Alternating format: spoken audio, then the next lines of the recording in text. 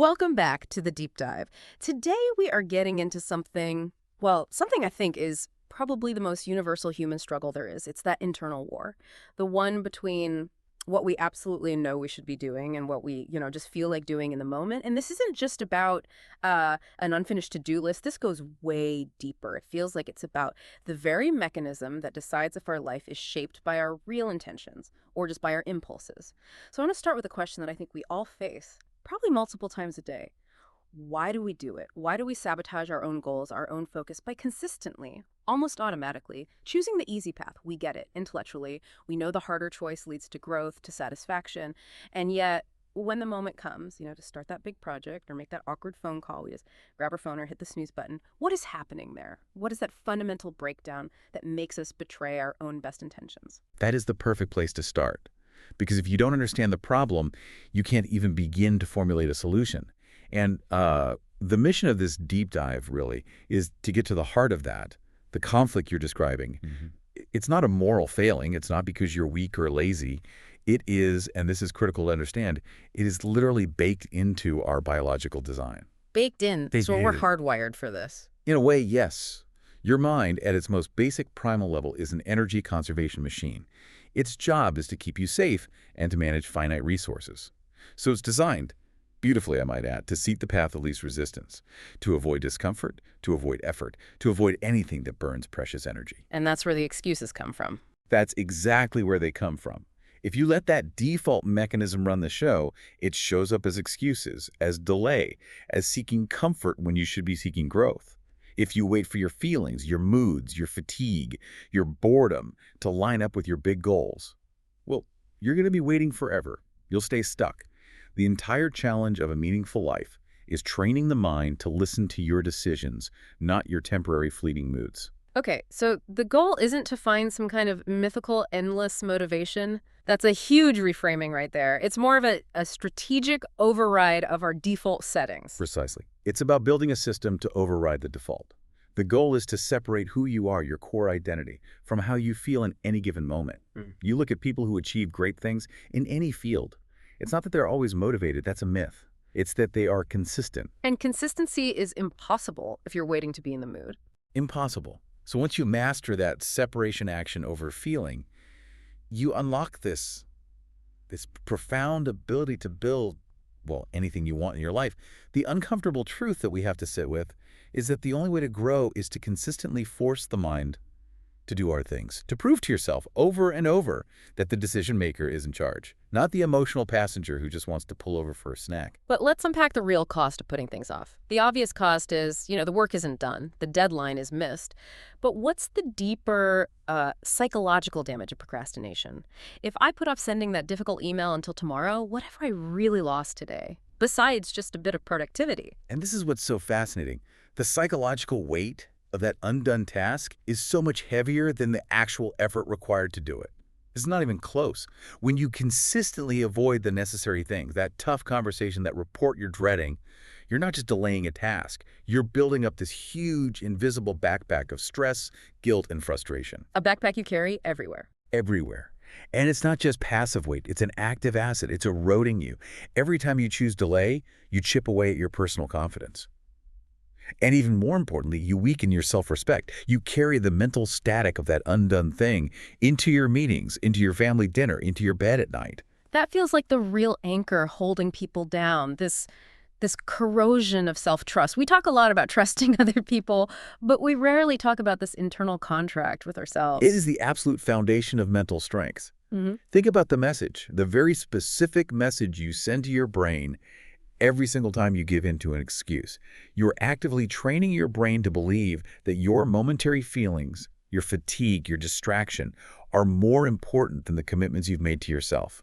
That repeated choice tells your mind, with crystal clarity, I cannot trust you. When things get tough, you will fold. That is the real cost of procrastination. It's not the wasted hours. It is the destruction of your internal integrity. People who succeed build the habit of facing discomfort head-on because they know if they let themselves avoid the small battles, they'll never be ready for the big ones. It's so counterintuitive, isn't it? We put off the task to get a moment of relief, a bit of relaxation, but what we actually get is this low-grade anxiety that's just running in the background all the time. Exactly. This is a crucial insight. Action is the antidote to anxiety. Avoidance is its fuel. Psychologically, when you're just thinking about a task, dreading it, worrying about it, planning to plan it, your brain is in this state of high cognitive load. It's incredibly draining. It's like having 50 browser tabs open in your mind. Right, it's exhausting. The weight of avoiding the work is almost always heavier than the weight of doing the work. The moment you finally sit down and just start that thing you were putting off, Yeah. what do you feel? Relief, a rush of it. An immediate chemical rush of freedom, of lightness. Oh, And that feeling is the proof.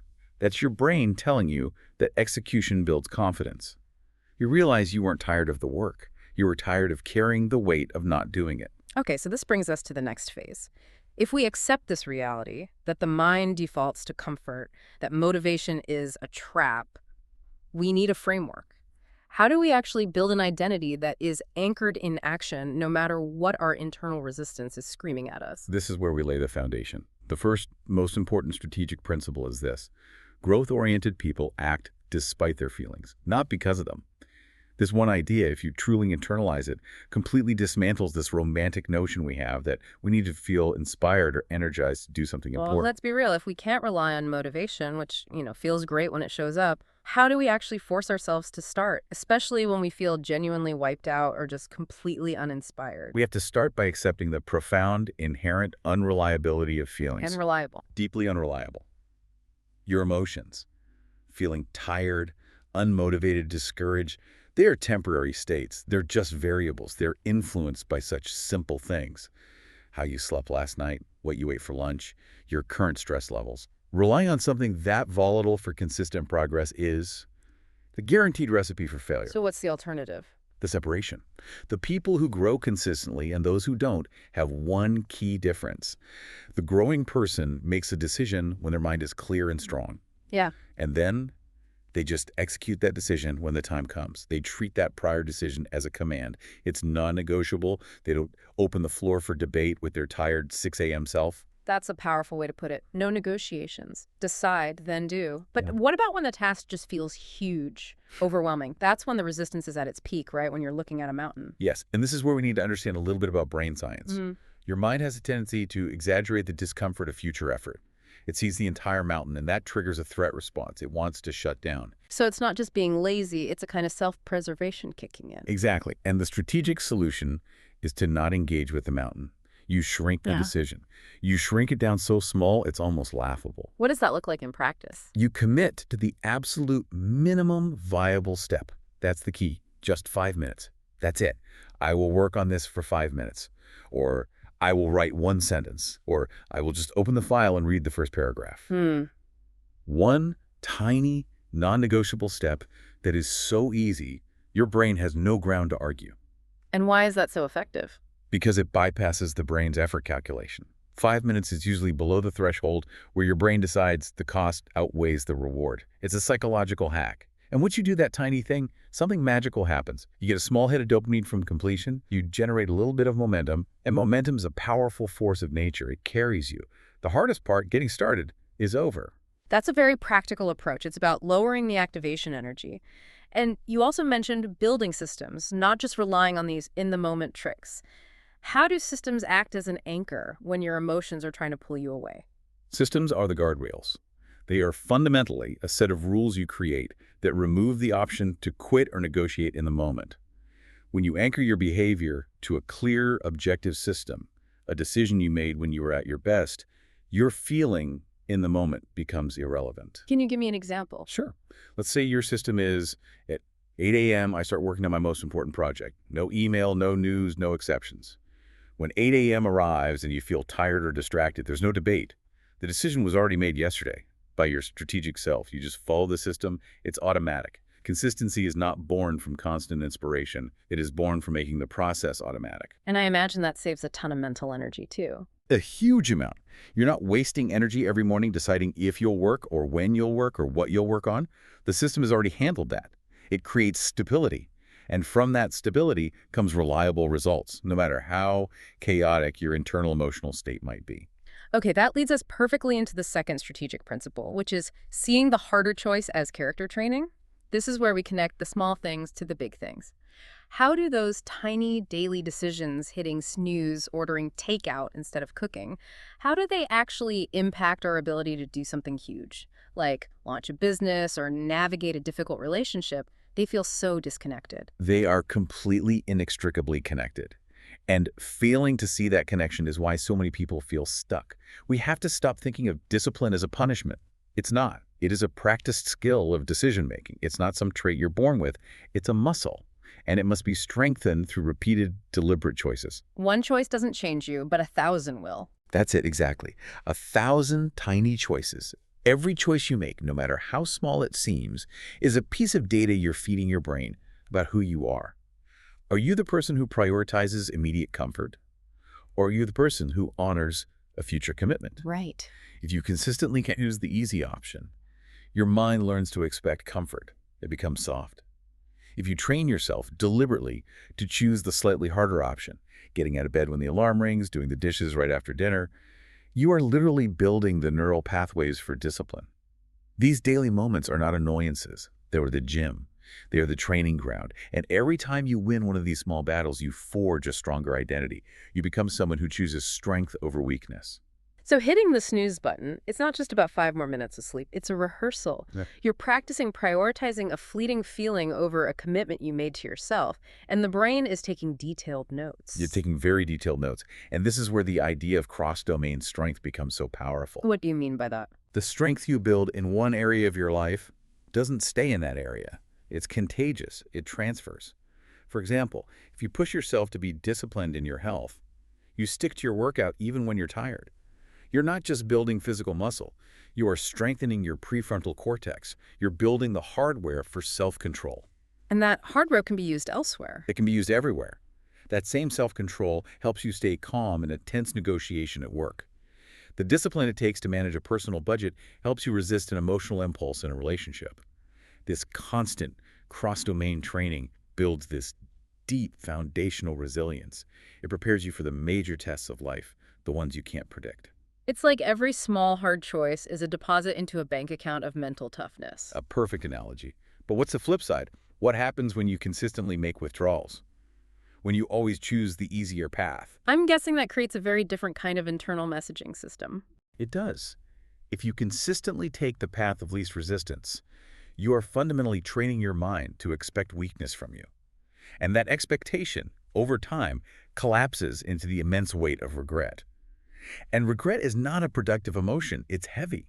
It's debilitating. It's the ghost that follows you around, whispering about all the potential you've left on the table. So how do you fight that? How do you silence the regret? You can't think your way out of it. The only cure for regret is decisive action. Now, today. Promises don't work. Reading another book doesn't work. Only choosing the harder road, right now, in this moment, begins to heal that psychological wound of self-betrayal. Every easy choice weakens you. Every hard choice strengthens you. There is no neutral ground in this daily war. Which brings us to the third principle, which is so tied to what you just said about self-betrayal. It's about winning over the mind through integrity. Rebuilding that self-trust. We've all done it. We make these grand promises to ourselves on Sunday night, and by Tuesday morning, they're broken. How do we rebuild that relationship with ourselves when we have a long track record of letting ourselves down? This is about evidence. It's a relationship just like any other, and it has to be built on concrete proof, not on empty words.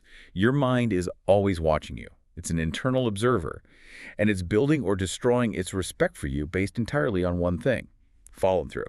So winning your own mind back isn't about grand, sweeping declarations. It's about small, simple, almost boring promises that are kept consistently. These are sacred, internal contracts. You call it the staircase, not the leap. When people fail, they often try to do this massive overhaul of their entire life at once.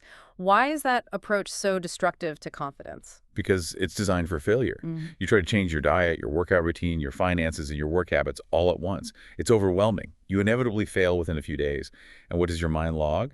It logs another massive failure. Just confirms the old identity. See? I told you, you can't be trusted. So the staircase is about starting small. You have to build confidence one step at a time.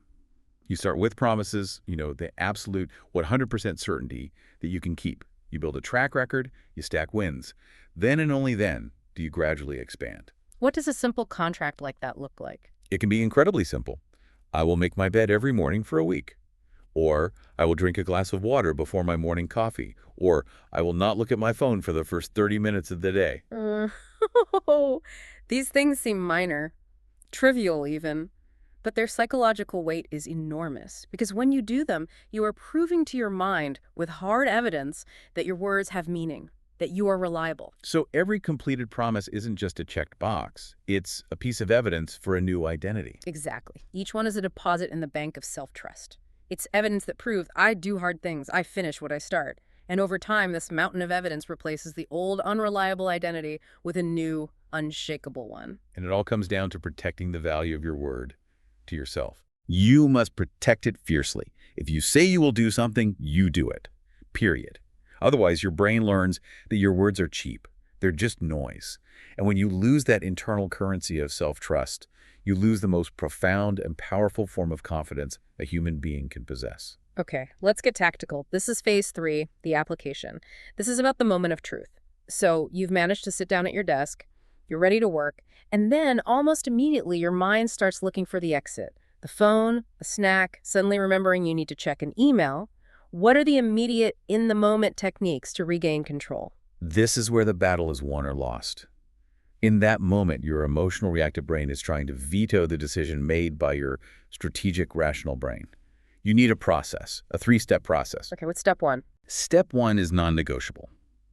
Awareness. You cannot manage an impulse that you do not see. You have to learn to catch the moment it happens. It's usually when a task gets a little hard or a little boring. You'll feel a physical sensation, a restlessness, an urge to stand up, your hand starting to reach for your phone. You have to notice that. That's the alarm bell.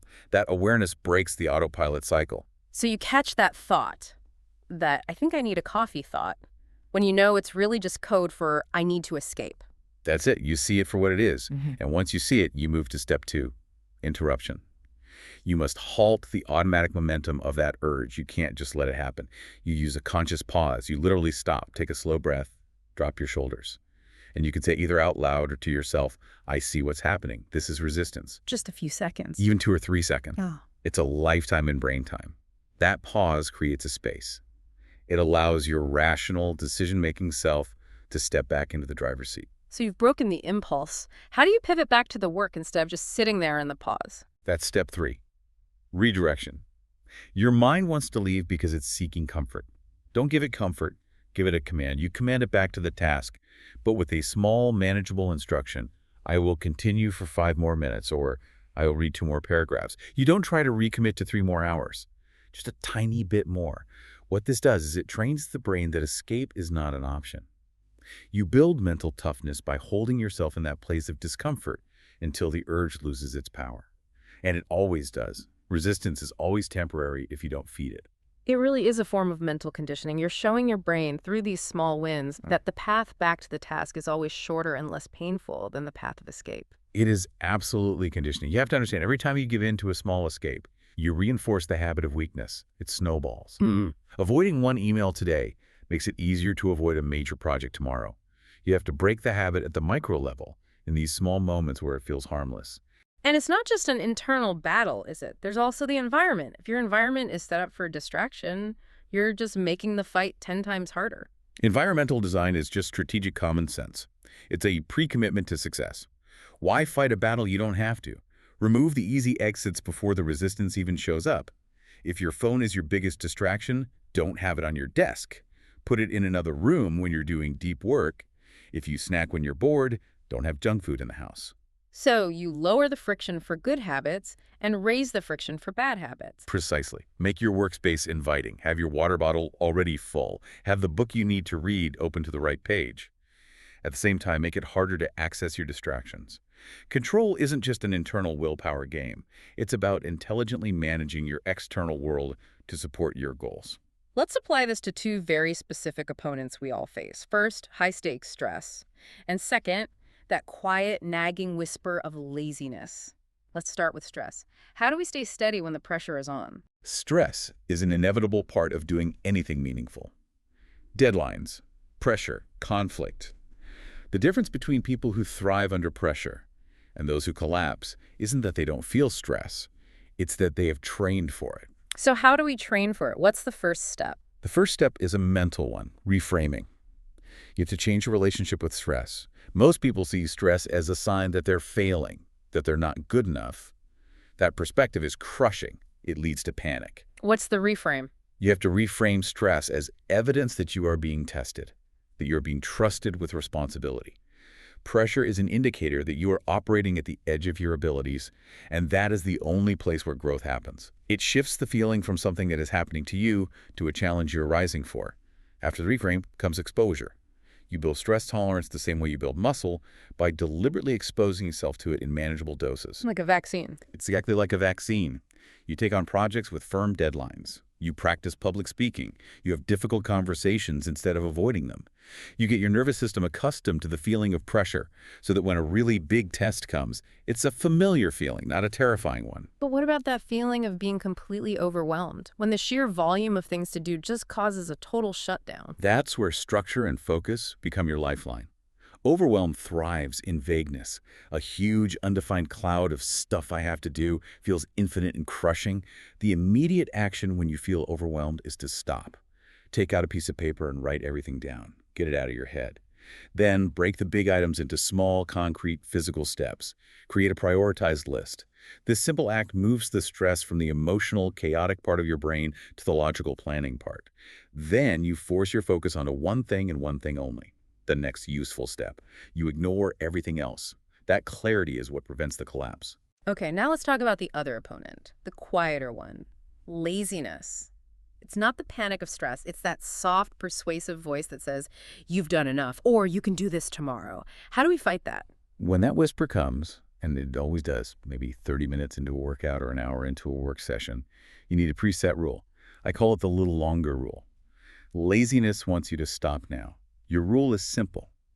When that voice tells you to stop, you commit to going just a little bit longer, 10 more minutes, one more set, 200 more words.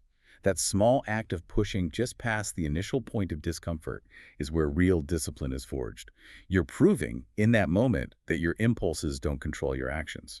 You do. It's mental toughening in its purest form. And I'm guessing clarity is a weapon here too. It's the primary weapon. Laziness lives in the fog of vague goals. If your goal is work on the report this afternoon, there's 1,000 places for laziness to creep in and tell you to stop. But if your goal is, I will write the introduction and outline 2 sections by 3 p.m., the finish line is clear. It shrinks the space where excuses can operate. You know exactly what done looks like. And finally, you can use what I call the regret check. When that urge to quit hits, ask yourself one question. How will I feel in an hour if I stop now versus how I will feel if I push through? Stopping now gives you a moment of comfort, but it almost always comes with a heavier, longer-lasting feeling of regret. Visualizing that future regret and contrasting it with the pride of follow-through is an incredibly powerful motivator. We've really established that delay, procrastination, is the most dangerous habit because it feels so harmless in the moment, but it's just death by 1,000 cuts to your momentum and your self-trust. So what's the mental reset we need to really embrace immediate action, to break that I'll do it later cycle for good? The cure is simple in its concept, but it requires practice. The cure is immediate action. You have to strategically and aggressively shorten the gap between thought and movement. When a task enters your mind, make that call, send that email, start that chapter. You must move on it within a few seconds. Some people call it the 5-second rule. Before your brain's defense mechanisms can kick in with doubt and excuses, you move. You are literally training your brain that a decision is a trigger for physical movement. Period. No debate. So the hesitation itself is the real enemy, not the task. But so many of us are waiting for the right mood, the right time. And that is a fatal trap. This might be the most important mental shift of all. You have to accept that readiness is irrelevant. Readiness is irrelevant. Completely. Waiting for the perfect mood or the right conditions is the most sophisticated form of procrastination there is. Readiness doesn't come before you start. It comes after you start. Think about it. How many times have you dreaded doing something, forced yourself to start, and then 10 minutes in, you're in the flow, and it's not nearly as bad as you imagine? All the time. That's the proof.